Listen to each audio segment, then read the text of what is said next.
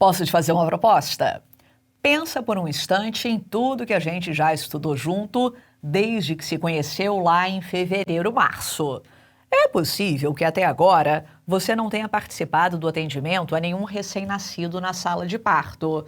É possível que você nunca tenha visto uma criança com uma infecção congênita, nunca tenha avaliado uma criança desnutrida ou mesmo nunca tenha atendido uma criança com uma doença diarreica aguda. Agora, eu tenho certeza absoluta de que você já viu crianças que apresentam uma infecção respiratória aguda. De verdade, é impossível que você vá até a esquina, que você entre em qualquer lugar onde existam pelo menos 10 crianças e uma dessas crianças não esteja encatarrada. Então, bora aprender que isso é importante pra caramba. É importante para a tua prática médica, para a tua prática familiar e vai ser de fundamental importância para você gabaritar um bando de questão. Por que infecção respiratória aguda é tão importante assim na prática pediátrica? Logo de cara, as infecções respiratórias agudas são condições de elevada incidência.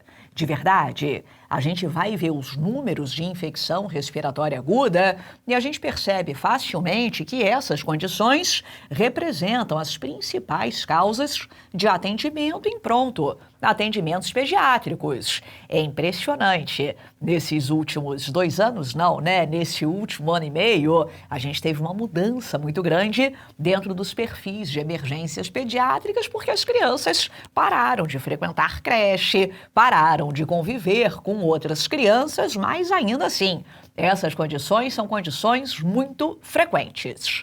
Na maior parte das vezes, essas doenças que a gente vai estudar serão doenças benignas, serão doenças com frequências autolimitadas. É exatamente isso. A criança que tem uma infecção respiratória aguda, em geral, melhora com o pediatra, sem o pediatra ou apesar do pediatra. Só que não é sempre assim. Algumas dessas condições representam uma importante causa de óbito, em especial nas crianças com menos de 5 anos de idade. As crianças menores de 5 anos de idade que morrem porque apresentam uma infecção respiratória aguda são crianças que tipicamente vão morrer por causa de uma pneumonia. Mas pneumonia a gente não fala hoje. Pneumonia é tão importante, tão importante, tão importante, que a gente vai ter uma aula inteira só para discutir pneumonia, que vai ser na próxima semana. Então deixa eu te situar no problema. Quando eu falo que o meu paciente tem uma infecção respiratória aguda, eu estou falando que o meu paciente tem um processo infeccioso que pode estar localizado em qualquer ponto do trato respiratório. Exatamente isso. Se você tem uma infecção respiratória aguda, você pode ter uma doença que está limitada aqui, às vias aéreas superiores. Se você tem uma infecção respiratória aguda, você pode ter uma doença que chega cá embaixo, nas vias aéreas inferiores.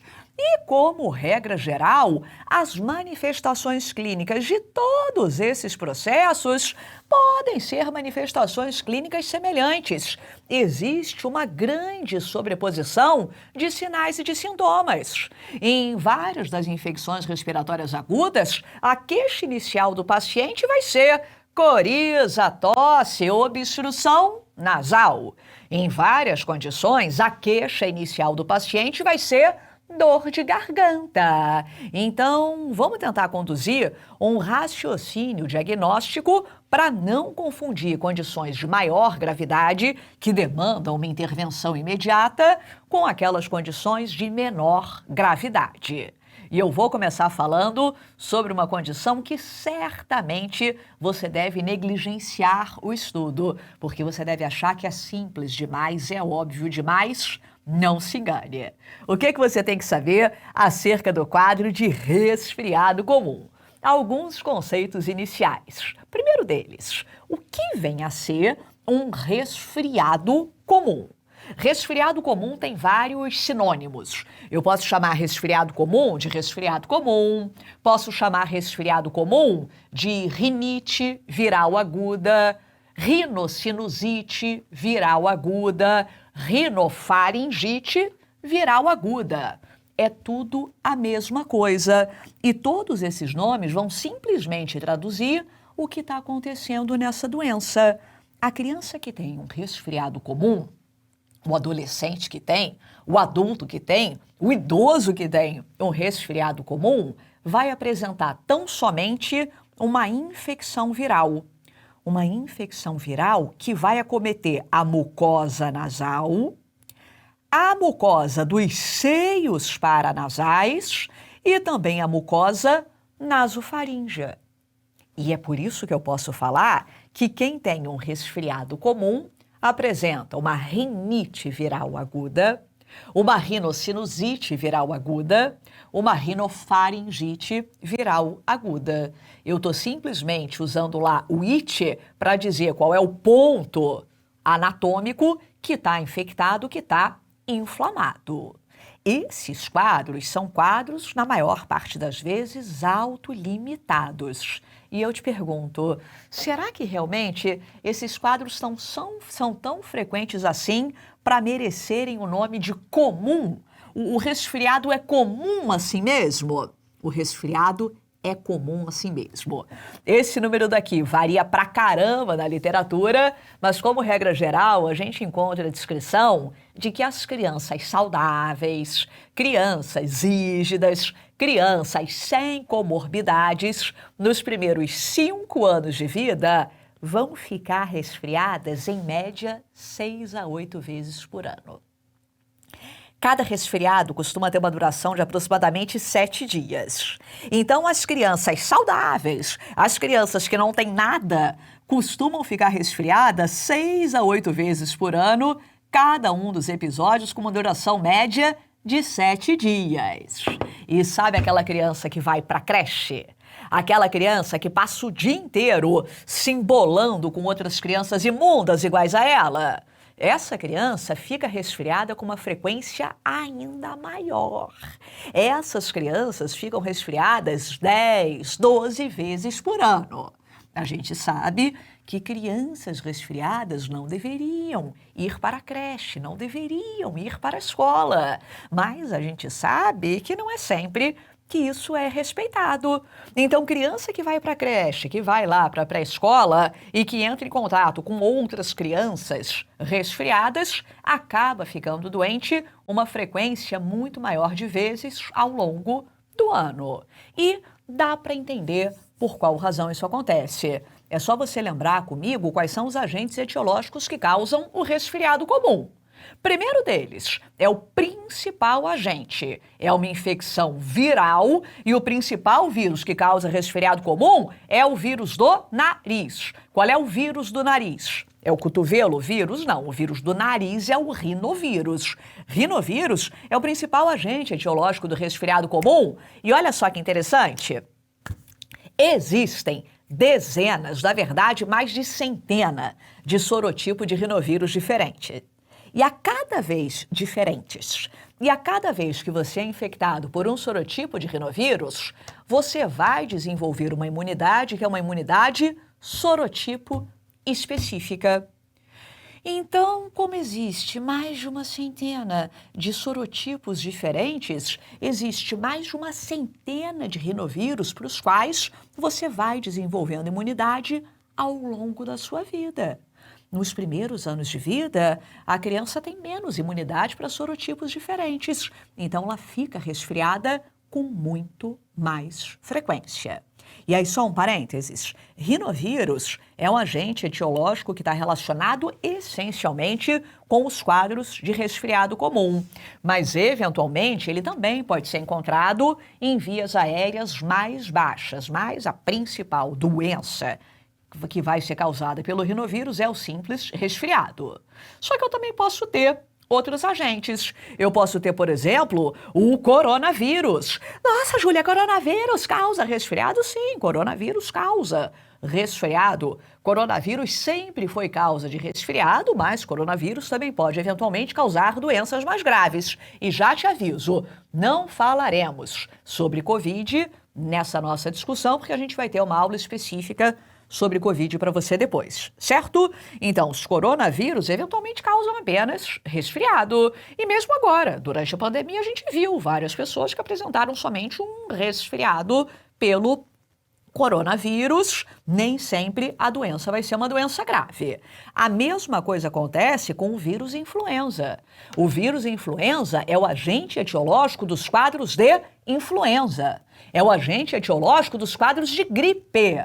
E na gripe você tem o acometimento de todo o trato respiratório. Da mesma forma que acontece na infecção pelo coronavírus, eu posso ter uma doença grave, uma doença potencialmente letal. Mas, eventualmente, o vírus influenza também pode ser causa apenas de um resfriado comum. Vírus para-influenza, a gente vai voltar a falar sobre ele daqui a pouquinho. Vírus para-influenza está relacionado principalmente com os quadros de laringotraqueite viral aguda. Já vou te falar sobre essa doença, os quadros de Krupp viral, mas eventualmente causa apenas resfriado. O mesmo acontece com o vírus sincicial respiratório. Puxa da memória, vírus sincicial respiratório causa o quê?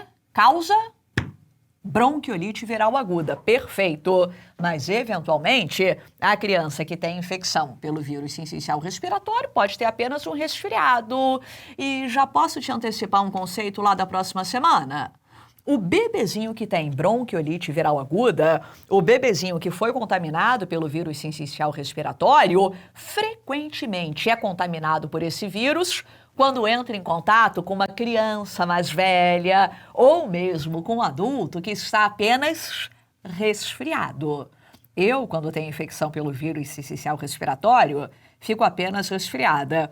Quando eu passo esse vírus para o bebê pode ter uma doença grave. Potencialmente pode morrer por insuficiência respiratória. Calma, que eu vou te mostrar como é que a gente vai tratar essas crianças na próxima semana. Mas antes disso, quero te ensinar a reconhecer quem é criança com resfriado. De verdade, pode parecer um tanto quanto óbvio, um tanto quanto simples, mas a gente tem que ter alguns cuidados para não cair em algumas pegadinhas tanto da vida real quanto da tua prova. Pensa comigo, quem tem resfriado comum apresenta uma infecção viral e essa infecção viral vai levar a um processo inflamatório da mucosa nasal. Se você tem uma inflamação da mucosa nasal, se você tem liberação de mediadores inflamatórios, o que acontece? Você tem produção de secreção, você tem produção de muco. E a criança que tem resfriado comum tem as repercussões clínicas disso. Criança que tem resfriado comum é uma criança que tem coriza, é uma criança que tem obstrução nasal. Ah, Júlia, mas eu não posso ter um resfriado comum sem secreção, sem coriza?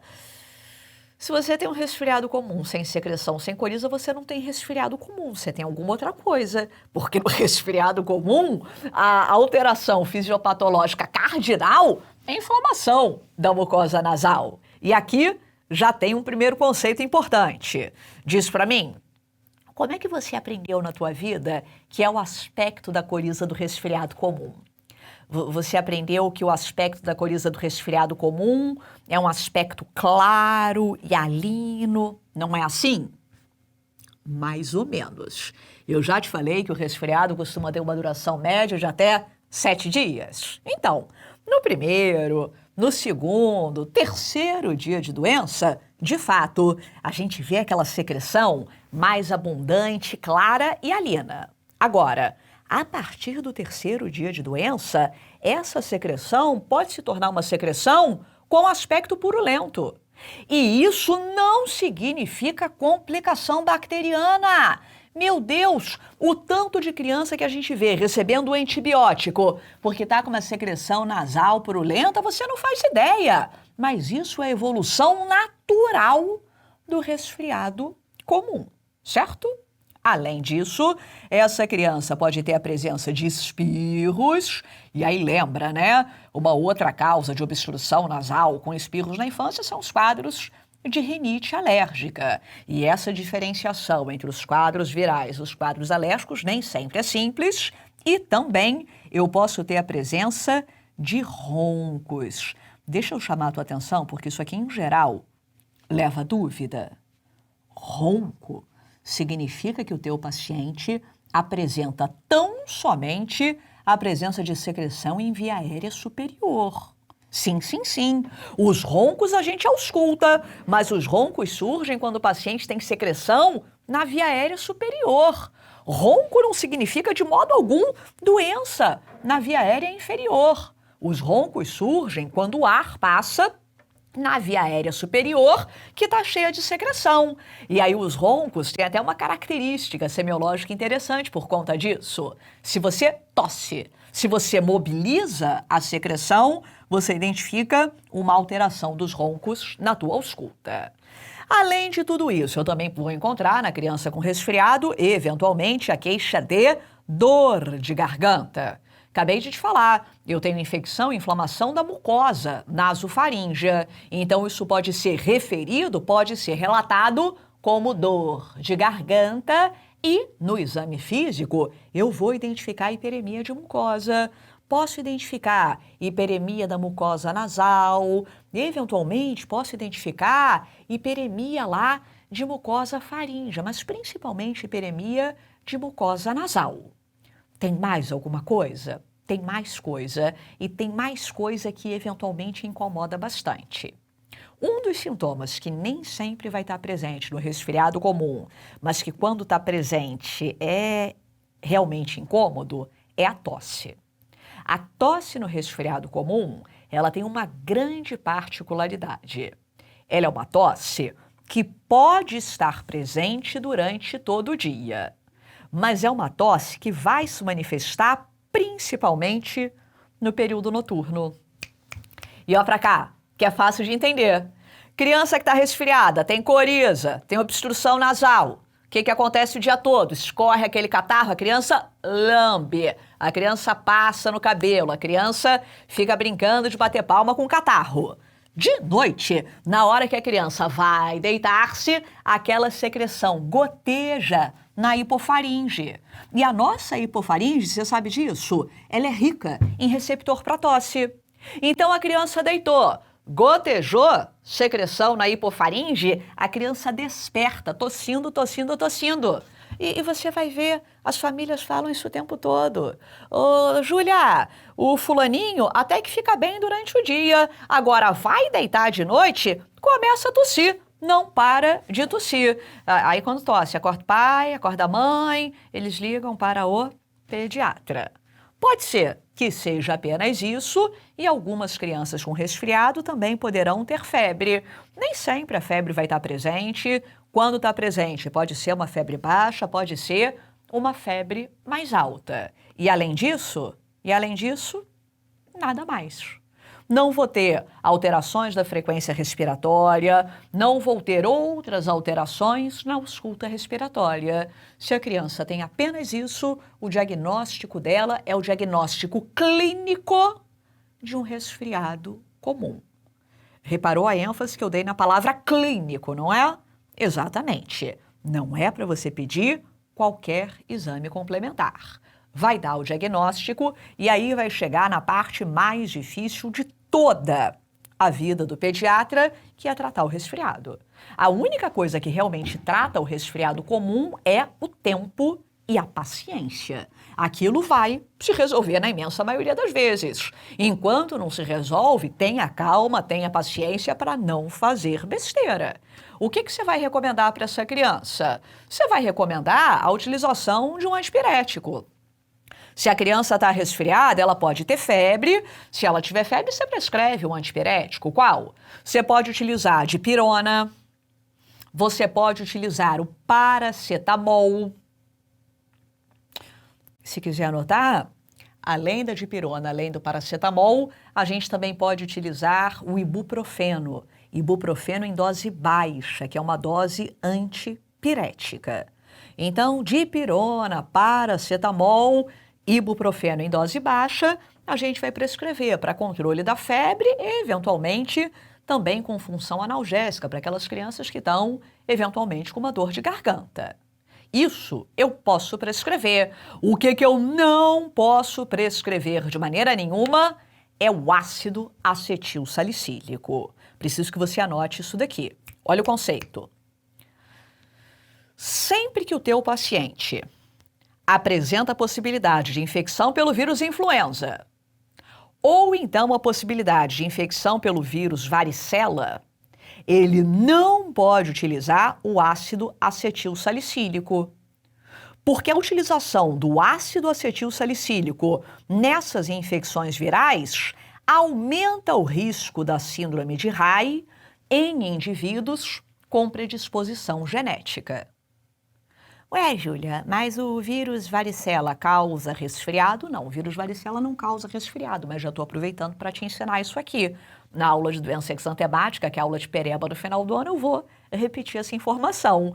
Então, tem possibilidade de influenza, tem possibilidade de varicela, está proscrito o uso do ácido acetil salicílico pelo risco de síndrome de Raynaud nos indivíduos predispostos. Na síndrome de Raynaud, o indivíduo vai desenvolver uma encefalopatia com uma disfunção hepática grave. Isso aqui é uma condição que era muito vista no passado e que hoje em dia a gente vê muito pouco, porque pediatra, a princípio, não vai prescrever AS para tratar criança com febre, criança com provável quadro infeccioso. E eu até posso ter essa associação aqui em outras infecções virais, mas os vírus classicamente implicados nisso são o vírus influenza e o vírus varicela, certo? Então, repetindo, influenza não é causa comum de resfriado, mas como eu não faço a identificação do vírus na maior parte das vezes, proscrevo a utilização do ácido acetil salicílico. Então, prescrevo o quê? Proscrevo, tá certo? Está prescrita a utilização, proscrita, difícil português, né? Está proscrita a utilização do ácido acetil salicílico. O que eu vou prescrever é a dipirona, paracetamol e, eventualmente, ibuprofeno em dose baixa. E mais o quê? E vou promover medidas para a desobstrução nasal. O que incomoda a criança? É o nariz entupido.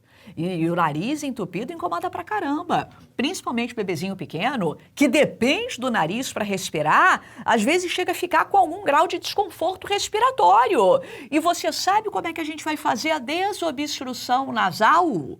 Ah, leva a criança para a praia, joga para Iemanjá. Não, a gente vai realizar a desobstrução nasal simplesmente lançando mão do uso abundante de solução salina fisiológica.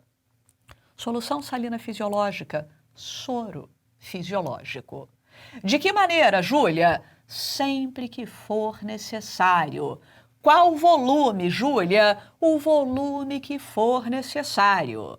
Forma mais simples, pega uma seringa, retira a agulha da seringa, enche aquela seringa de 3, de 5 ml de soro fisiológico e você joga em uma das narinas. Cuidado só que não é para jogar para cima não, é para jogar para trás, porque a solução entra por um lado e sai por outro lado. Várias vezes por dia e para de menosprezar isso quando for orientar a família. Na hora que a gente prescreve lavagem nasal, a gente fala assim, bota um sorinho no nariz. Aí na hora que a gente fala, bota um sorinho no nariz, parece que isso é uma bobagem. E não é. Isso vai promover um alívio importantíssimo para a criança, certo? Deu saudade de ir à praia? Tô morrendo de saudade de ir à praia, mas estão fazendo tenebrosos 14 graus aqui no Rio de Janeiro. Estou morrendo de frio. Então, a gente faz antipirético, recomenda desobstrução nasal e, sobretudo, a gente evita o uso de medicamentos desnecessários. Sabe o que é medicamento desnecessário? É tudo aquilo que você vai entrar na farmácia da tua rua e vai ver que está lá no balcão de sintomáticos para resfriado. Antitussígeno, mucolítico, descongestionante. Essas medicações, antitussígeno, mucolítico, descongestionante, não devem ser utilizadas no manejo da criança resfriada. Por quê? Porque está escrito. Está escrito que abaixo dos 6 anos de idade, essas medicações carecem de benefício comprovado e essas medicações, em especial os descongestionantes, podem ter efeitos colaterais mais graves na criança. Então, não é para prescrever. Ai, Júlia, mas a família insiste. A família exige a prescrição. Vai falar isso para mim? De verdade. Você tem noção de quantas vezes na vida eu já sofri essa pressão? Trocentas, mil vezes. Mas a gente tem que dar a orientação correta. Você não vai prescrever um antitussígeno, um mucolítico, nada disso. Sabe o que você pode prescrever? E de verdade, isso está escrito. Está escrito que parece ter benefício. Uma das manifestações incômodas do resfriado comum é a tosse no período noturno, não é? Então você pode recomendar para essa criança mel. Mel de abelha. Mel que vem da colmeia da abelha, produzida pelas abelhas. O mel, no período noturno, ele parece promover um alívio da tosse da criança. A gente tem uma grande contraindicação absoluta para o consumo de mel, que é a idade inferior a 1 ano. Por quê? Porque o mel na criança menor de 1 ano está associado com o desenvolvimento de botulismo. Então, abaixo de 1 ano, não pode utilizar de maneira nenhuma. Hoje em dia, a gente evita o mel abaixo de 2 anos por conta da oferta de açúcar para a criança. Mas abaixo de 1 ano, absolutamente contraindicado pelo risco de botulismo. E de verdade, isso aqui é chato pra caramba, mas na maior parte das vezes é benigno. Só que ainda assim, eu quero evitar que isso aconteça. Como é que eu posso evitar? Ah, vacina. Não tenho vacina para rinovírus. Até tenho vacina para influenza. Reduz o risco das infecções pelo vírus influenza, mas para o rinovírus eu não tenho. Sabe qual é a principal forma da gente evitar? A forma mais simples, que é lavar as mãos. Lavar as mãos, sim. Lavar a mão. Lava a mão, lava a mão, lava a mão. Álcool gel na mão, água com sabão na mão. E se teve uma coisa que a gente aprendeu nos últimos tempos foi a importância da lavagem das mãos, certo? A principal forma de transmissão desses vírus não é pela via respiratória, é através do contato direto com as mãos. Então, se você está cuidando de uma criança resfriada, você tem que lavar as mãos frequentemente, ou então você vai transmitir aquele vírus para várias outras crianças, certo? Então, senhoras e senhores, isso é resfriado comum. Na maior parte das vezes vai ser um quadro benigno, vai ser um quadro autolimitado, a criança costuma ficar boa em até 7 dias para logo depois voltar a ficar doente. Só que algumas crianças com resfriado podem evoluir com complicações bacterianas. E a primeira dessas complicações é a complicação mais frequente. É o quadro da otite média aguda. Deixa eu te ensinar. Olha para cá.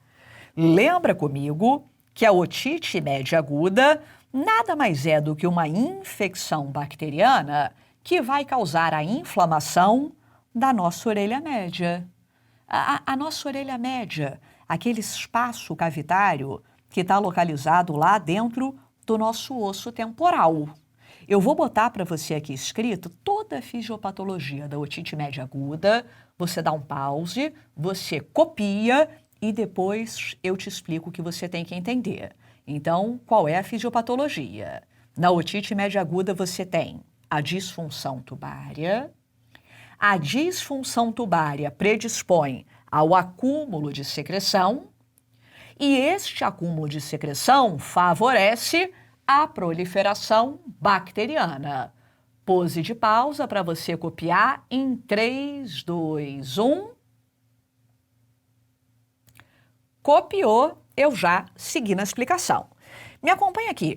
Falei para você que na otite média aguda o que a gente tem é a infecção bacteriana e a inflamação da orelha média. Como é que esse processo vai se estabelecer e de que maneira a otite média aguda pode ser uma complicação do resfriado comum? É muito simples de você entender. Lembra comigo que a nossa orelha média se comunica com a nossa nasofaringe através dessa estrutura. Essa estrutura é a tuba auditiva, trompa de Eustáquio.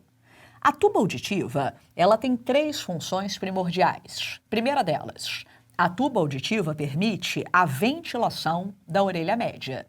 Então, permite que o ar chegue aqui dentro da orelha média. Segunda delas, a tuba auditiva permite o clearance de secreção que eventualmente começa a se acumular na orelha média. E terceira função, a tuba auditiva ela é capaz de evitar a ascensão de bactérias patogênicas.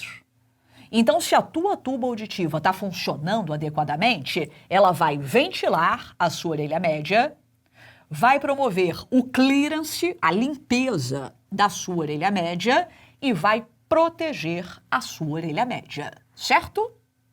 No resfriado comum, eu já te falei que a gente tem uma nasofaringite aguda.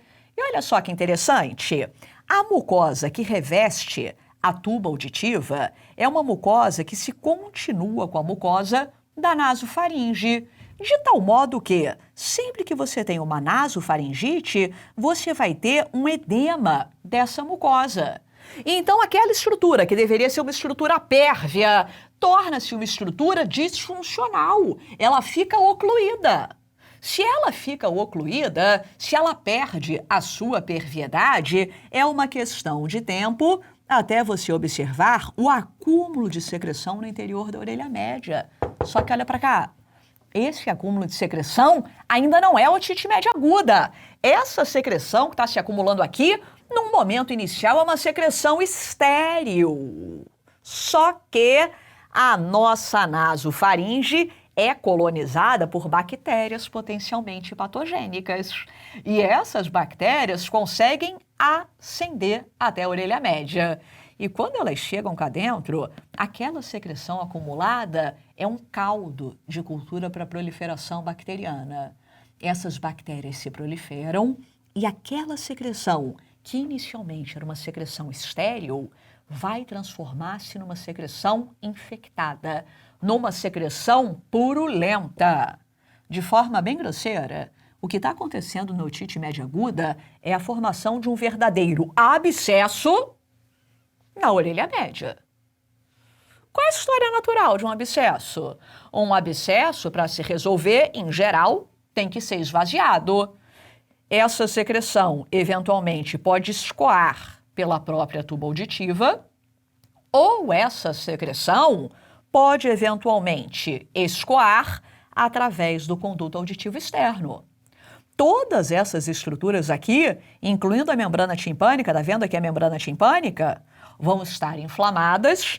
Eventualmente, a membrana timpânica pode evoluir com uma perfuração e aquela secreção purulenta vai ser drenada pelo conduto auditivo externo. Essa é a história natural da otite média aguda. E quais são as bactérias que vão causar tudo isso? As 3 principais bactérias que vão estar envolvidas no quadro da otite média aguda são bactérias que a gente vai ver várias vezes hoje e na próxima semana. A gente pode ter como causa de otite média aguda o Streptococcus pneumoniae.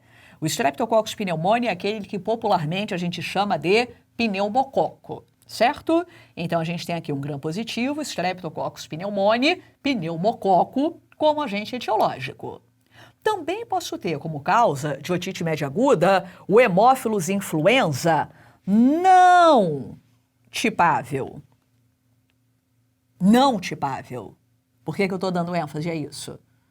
Porque existe o Haemophilus influenza do tipo B, lembra? O Haemophilus influenza do tipo B é aquele Haemophilus que está na vacina Penta. A gente vai ver daqui a pouco uma doença que é causada pelo Haemophilus do tipo B. Aqui é o Haemophilus não tipável. Então, quando eu faço vacina para as crianças, eu faço vacina para o pneumococo. Tem vacina para o pneumococo? Então, tem, né? É a vacina de pneumocócica. Mas eu não faço vacina aqui para o hemófilo. As 2 vacinas que, de alguma forma, podem ter um impacto na otite média aguda são a vacina pneumocócica e a vacina para o vírus influenza. Sim, se eu faço vacina por influenza, tenho menos infecção por influenza, menos complicação, certo? E também posso ter como causa de otite média aguda a Moraxella catarrhalis. Deixa eu te explicar. Esses 2 aqui são os 2 mais importantes. Ah, qual dos 2 é o mais comum? Isso varia em função da referência bibliográfica. Mesmo em referência nacional, a gente não tem um consenso, mas o mais importante é você saber que esses dois são os dois mais importantes e a Moraxella catarrhalis vai ser o menos frequente desses três. Então, guarda isso, por quê? Porque na hora que eu for tratar a criança com otite média aguda, eu tenho que escolher um antibiótico que ofereça cobertura para a maior parte dos agentes responsáveis. Só que antes de tratar, eu tenho que dar o diagnóstico. E como é que vai ser o quadro clínico dessas crianças? De verdade, não tem que decorar, basta você entender. Pensa aqui comigo. A criança que tem um quadro de otite média aguda é uma criança que apresenta um abscesso se formando no interior da sua orelha média.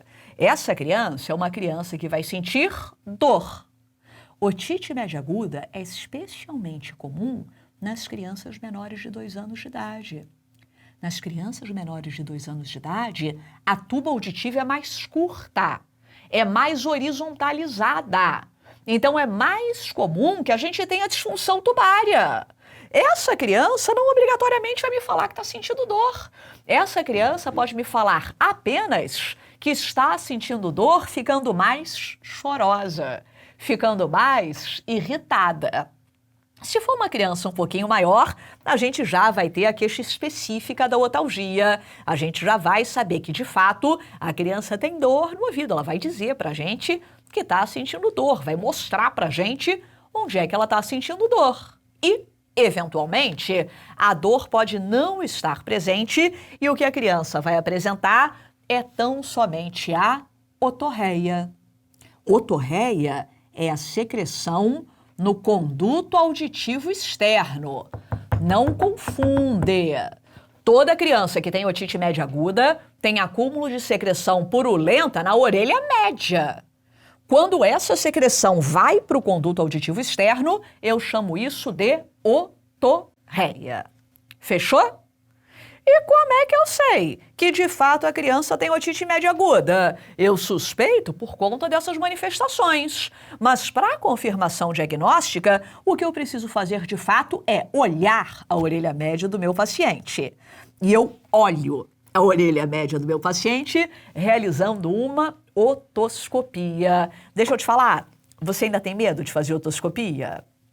Cara, otoscopia é como toda parte de semiologia, né? Como toda semiologia. Lembra a primeira vez que você percutiu? Como é que você achou difícil fazer o movimento da percussão? A primeira vez que você foi aferir pressão arterial do teu paciente que você não conseguia? E hoje em dia você faz isso com muito mais facilidade. Otoscopia é a mesma coisa. É fazer, treinar, treinar, treinar. E no momento inicial, o que você precisa ser capaz é reconhecer as estruturas normais. Se você faz otoscopia num indivíduo saudável que não tem otite, o que você encontra? Você encontra esse aspecto da membrana timpânica. Olha lá, uma das partes da avaliação otoscópica é a inspeção da membrana timpânica. Membrana timpânica é uma estrutura transparente. Ela é transparente, eu consigo ver as estruturas que estão atrás dela, consigo ver os ciclos da audição. Membrana timpânica é uma estrutura brilhante. Ela não pisca, não, mas ela reflete a luz do meu otoscópio. E esse ponto aqui de maior reflexão, a gente chama de triângulo luminoso. Se o triângulo luminoso está presente, se eu falo para você que o triângulo luminoso está presente, eu estou falando para você que a membrana timpânica está brilhante. Membrana timpânica normal é uma estrutura côncava. Olha só, ela fica projetada lá para dentro da orelha média. Na verdade, ela até pode estar numa posição neutra ou côncava. Não pode ser muito côncava, retraída, não, mas ela tem uma discreta concavidade. E além de tudo isso, a membrana timpânica é uma estrutura móvel e eu consigo avaliar a mobilidade da membrana timpânica realizando a otoscopia pneumática. Na otoscopia pneumática, a gente vai acoplar no nosso otoscópio uma pera insufladora, igual pera de manguito de pressão arterial, e aí cria uma pressão positiva e negativa no conduto auditivo externo e consegue ver a membrana timpânica se movimentando. Então é isso. Se eu faço otoscopia num indivíduo saudável, esse é o aspecto que eu vou encontrar. E se o meu paciente tiver uma membrana timpânica alterada, se o meu paciente tiver, de fato, o diagnóstico de otite média aguda, muda tudo. Aquela membrana timpânica, que era uma estrutura transparente, torna-se uma membrana timpânica opaca. Opaca. Opaca. Você não consegue mais ver qualquer estrutura que está atrás dela. Aquela membrana timpânica que você acabou de ver, que era uma estrutura de coloração meio perolácea, fica avermelhada. Afinal de contas, ela está inflamada, ela está congesta. E a membrana timpânica na otite média aguda perde a sua concavidade e torna-se uma estrutura abaulada. Olha para cá. A opacidade, a hiperemia são dados de baixa especificidade para diagnóstico de otite média aguda. Eu posso ter membrana opaca numa criança pequena. Eu posso ter hiperemia numa criança que está chorando. Não sei se você sabe, mas existem crianças que choram durante o exame físico. Se a criança começa a chorar, blá blá, vai ter hiperemia de membrana timpânica. Então, para eu falar que realmente a criança tem otite média aguda, eu tenho que identificar o abaulamento da membrana timpânica. Olha essa imagem. Ah, Júlia, isso é membrana? Estava achando até agora que era o colo do útero. Não, isso é a membrana timpânica. Tem um abscesso se formando ali atrás dela, por isso ela está abaulada. Se eu falo para você que a criança tem sinais de resfriado e falo para você que ela tem uma hiperemia da membrana timpânica, apenas uma hiperemia da membrana timpânica, ela não tem otite média aguda. Ela continua tendo apenas um resfriado. É a pegadinha clássica da prova. Para dar o diagnóstico, tem que ter a descrição do abaulamento. E, eventualmente, esse abaulamento não estará mais presente, porque, eventualmente, essa membrana timpânica vai evoluir com uma perfuração e o que a gente vai encontrar ao examinar o paciente é a presença da otorreia. A otorreia é isso daqui. A otorreia é a presença dessa secreção purulenta que está se exteriorizando pelo conduto auditivo externo. Certo? Isso aqui que estava lá dentro da orelha média está se exteriorizando pelo conduto auditivo externo. Não se preocupa com a perfuração, não. A perfuração, na maior parte das vezes, vai evoluir com cicatrização espontânea. Tem apenas um único cuidado. Otorreia não é sinônimo de otite média aguda. Por quê? Porque eu também posso ter otorreia em uma criança que tem otite externa. Na criança que tem apenas a infecção, em geral por pseudomonas, do conduto auditivo externo, certo? Então, se você tem a infecção, geral por pseudomonas, do conduto auditivo externo, você também pode ter esse acúmulo de secreção purulenta. Como é que você faz a distinção? Bom, realizando o exame físico, avaliando a história. Qual é a história da criança com otite média aguda? É aquela criança que estava resfriada e aí que evoluiu com quadro de otalgia e depois apresentou essa secreção purulenta. Se você fizer uma limpeza da região, você vai conseguir identificar a membrana timpânica com uma pequena perfuração. Qual é a história da otite externa? Em geral, tem algum fator de risco, o banho de piscina, banho de mar, qualquer coisa assim é o fator de risco clássico, e depois disso a criança evoluiu com otorreia. Na hora que você faz a avaliação, você identifica um conduto auditivo externo bastante inflamado, bastante edemaciado, certo? Mas se tem otorreia, no curso do resfriado é mais provável que seja de fato uma otorreia por otite média aguda. Dado o diagnóstico, o que a gente faz? Mais uma vez a gente parte para o tratamento. Um dos pontos mais importantes do manejo dessa criança é a prescrição de analgésico, porque realmente a otite média aguda pode ser uma condição bastante dolorosa. E aí qual é o analgésico que eu prescrevo?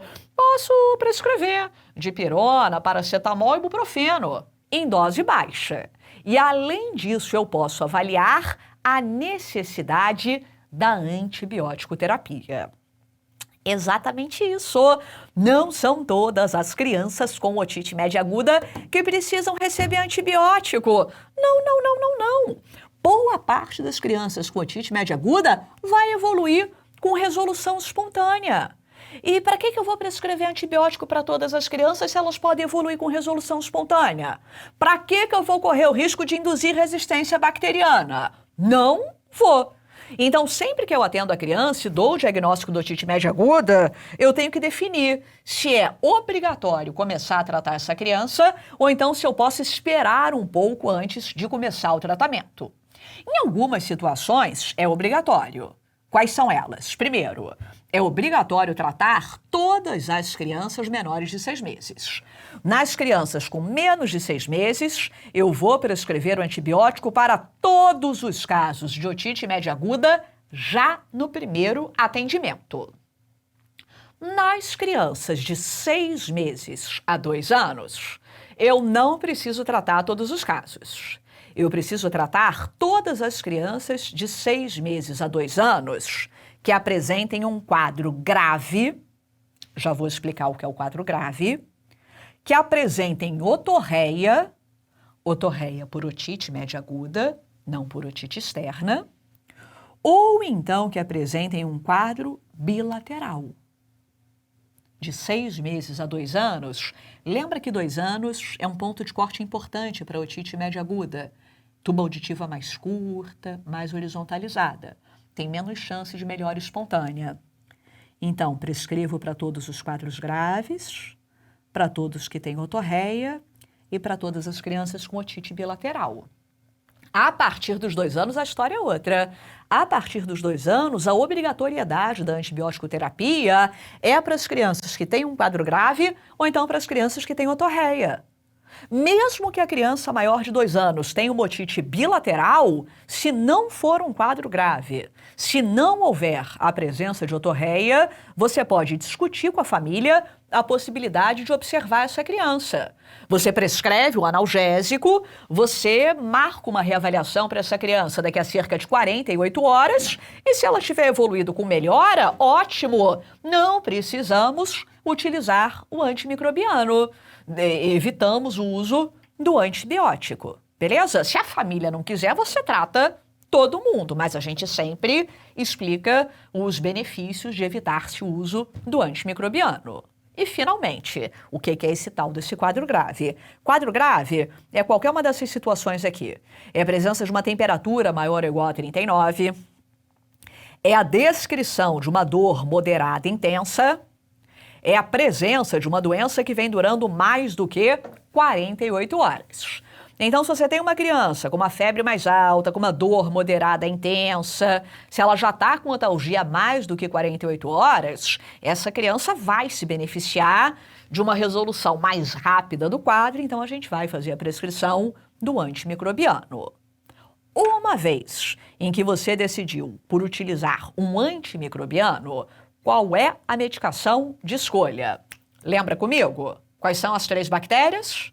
Streptococcus pneumoniae, Haemophilus influenza não tipável e Moraxella catarrhalis.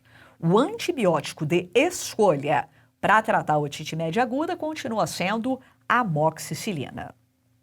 O antibiótico mais prescrito por qualquer pediatra de norte a sul, de leste a oeste do nosso país. Amoxicilina, certo?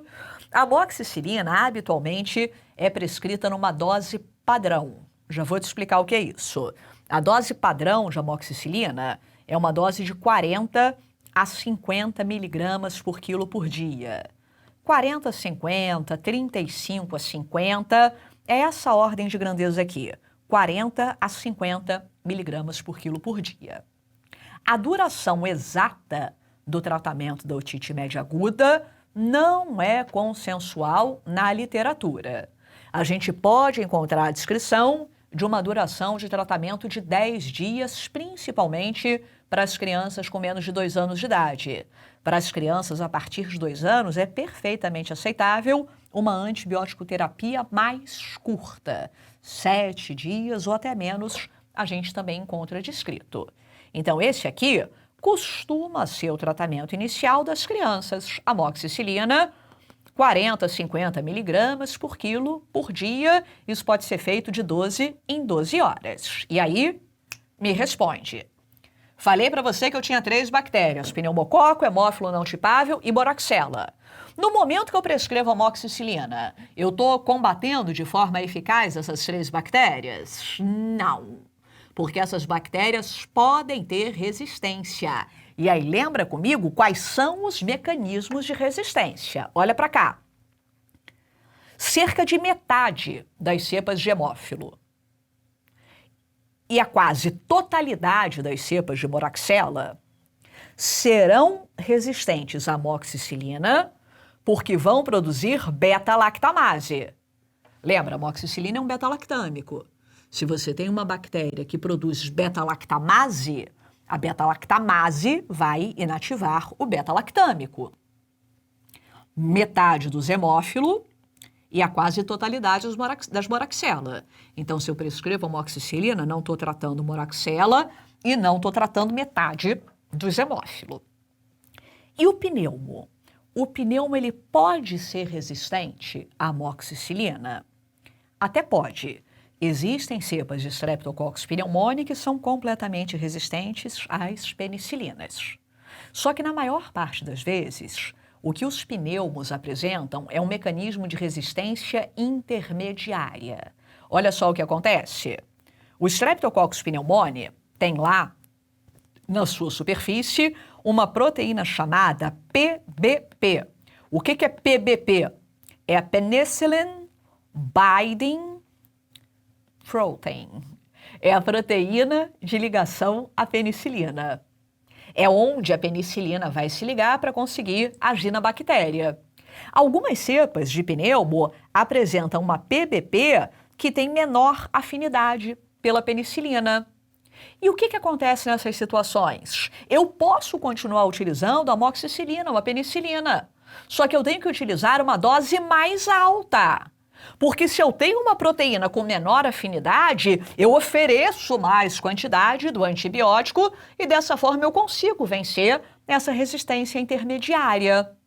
Então, para essas cepas com menor afinidade na sua PBP, eu não utilizaria essa dose de 40 a 50 miligramas por quilo dia. Eu utilizaria a dose dobrada. A dose dobrada é o dobro da dose. 80 a 100 miligramas por quilo por dia, 80 a 90 miligramas por quilo por dia. E aí qual é a grande discussão? Como é que eu sei que a criança que eu estou tratando pode estar infectada por um pneumo que tem menor afinidade na sua PBP? Isso é uma baita de uma encrenca. Na literatura brasileira, no Tratado da Sociedade Brasileira de Pediatria, por exemplo, a gente encontra a recomendação de que não é para usar dose dobrada no nosso meio, para tratar otite média aguda. No mesmo Tratado da Sociedade Brasileira de Pediatria, a gente encontra a recomendação de que é para utilizar a dose dobrada para tratar as crianças com menos de 2 anos, para tratar as crianças que frequentam creches. As crianças com menos de 2 anos, crianças que frequentam creches, são crianças que poderiam ter mais risco de estarem colonizadas pelas cepas de menor afinidade. Isso é tão polêmico, que não vem aparecendo nos últimos anos, não. O Nelson, Tratado de Pediatria, por exemplo, referência norte-americana, manda fazer a dose dobrada para todas as crianças, porque a prevalência deles do pneumo de resistência intermediária é muito superior à nossa, certo? Em linhas gerais, guarda o conceito que a amoxicilina vai ser a tua primeira escolha terapêutica. Uma outra possibilidade terapêutica para essas crianças é a amoxicilina associada com clavulanato. O que é o clavulanato? É o inibidor da beta-lactamase, certo? Quando eu faço o clavulanato, eu estou tratando aquelas bactérias que produzem a beta-lactamase. Quando é que eu tenho que fazer isso? Eu tenho que fazer isso na falha terapêutica. Comecei a tratar a criança com amoxicilina. A criança não melhorou. Eu tenho que considerar a possibilidade de resistência bacteriana. Associo o inibidor da beta-lactamase. eu faço amoxicilina com clavulanato quando a criança, além da otite média aguda, apresenta conjuntivite. Sabe por quê? Porque a criança que apresenta conjuntivite associada com otite média aguda é uma criança que eu sei que tem infecção pelo hemófilo.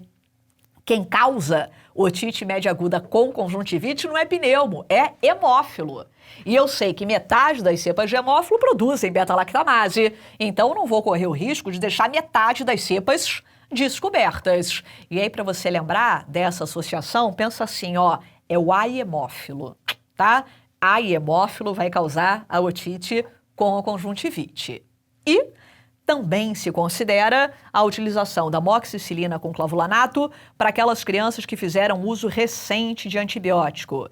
Em geral, o uso de antibiótico, em especial de um beta-lactâmico, nos últimos 30 dias. Toma cuidado,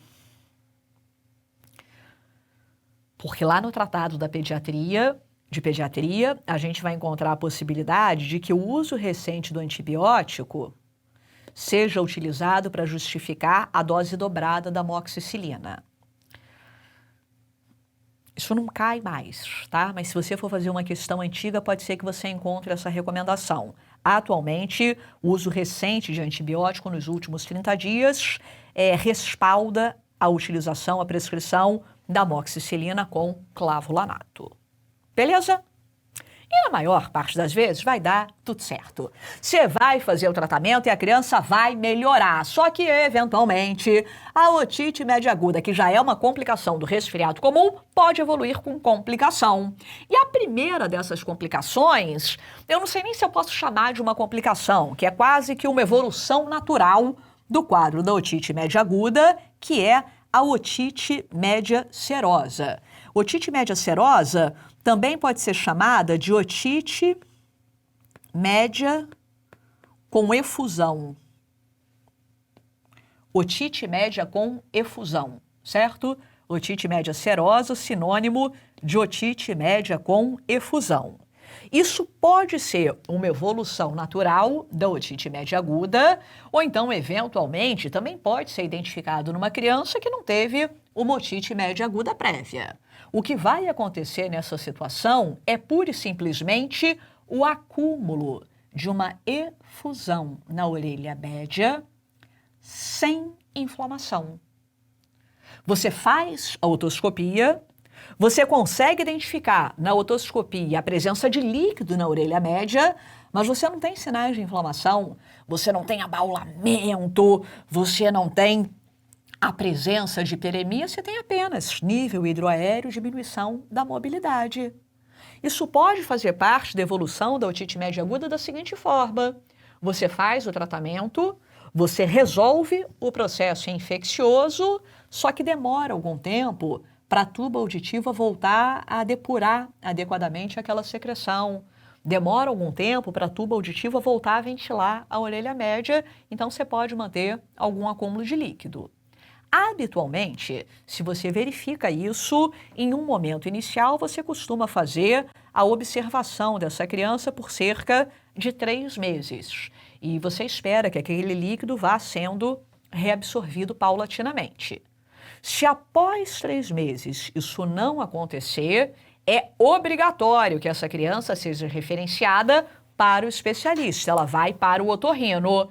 E o que o otorrino pode considerar é a colocação do tubo de ventilação, do tubo de timpanostomia, popular carretel. Talvez você já tenha ouvido esse nome. Isso aqui representa nada mais, nada menos do que os principais procedimentos cirúrgicos realizados na população pediátrica. Você aí que vai fazer otorrino, vai trocar de carro algumas vezes, graças à colocação do tubo de ventilação. O que o tubo de ventilação faz? Ele faz o que a tuba auditiva não está sendo capaz de fazer.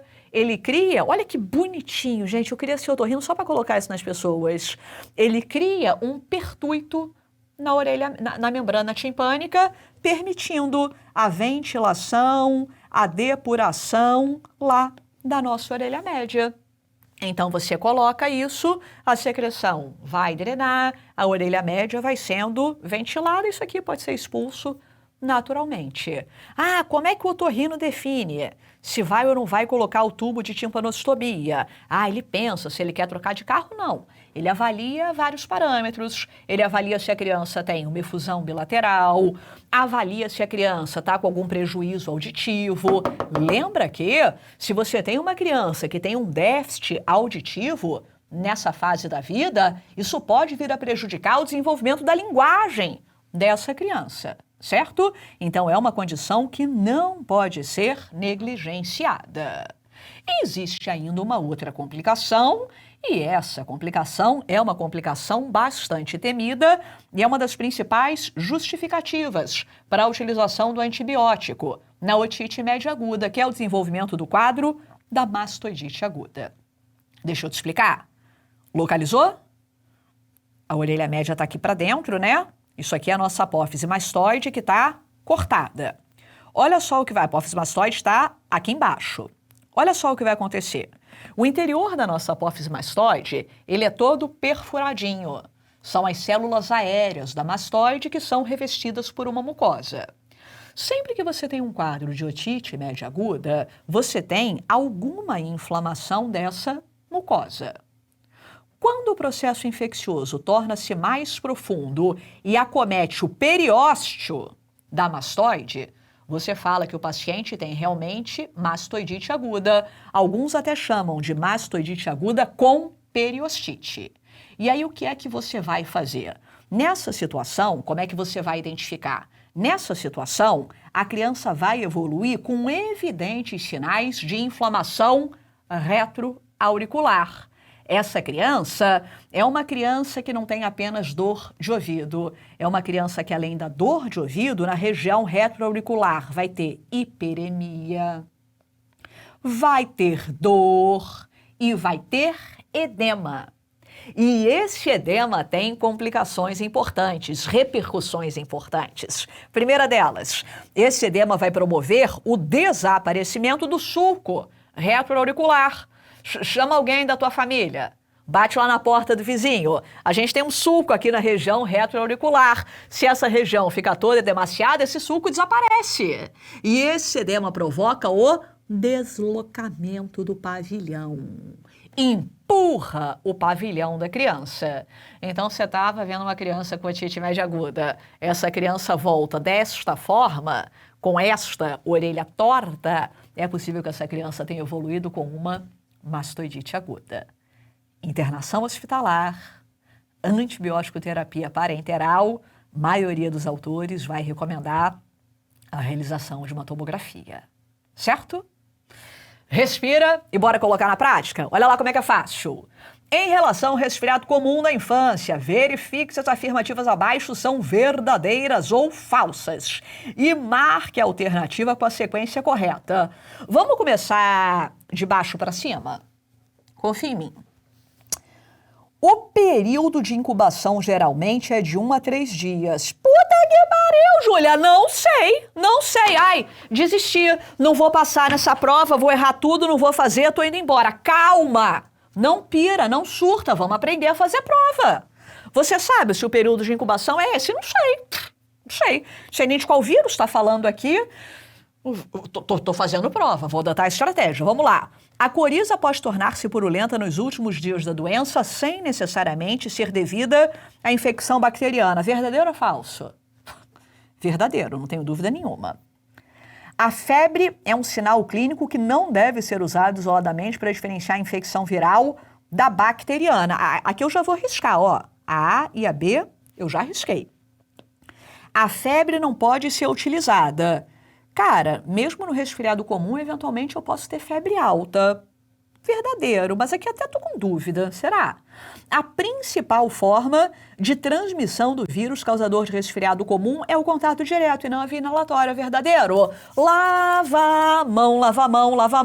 Cara, eu não tenho dúvida nenhuma que isso aqui é verdadeiro. Então, pode ser a C? Não pode ser a C, só pode ser a letra D. E realmente isso aqui é o período de incubação, costuma ser um período de incubação curto. E é assim que a gente faz prova. Tendo bom senso. Não precisa saber tudo de tudo. Tem que saber avaliar as questões e não ficar implicando com a questão. Olha lá. Lactente de 10 meses de idade, há 4 dias iniciou espirro, tosse discreta, rinorreia clara e obstrução nasal. Está em uso de solução salina para limpeza nasal, ótimo, há 48 horas, 10 meses. 10 meses.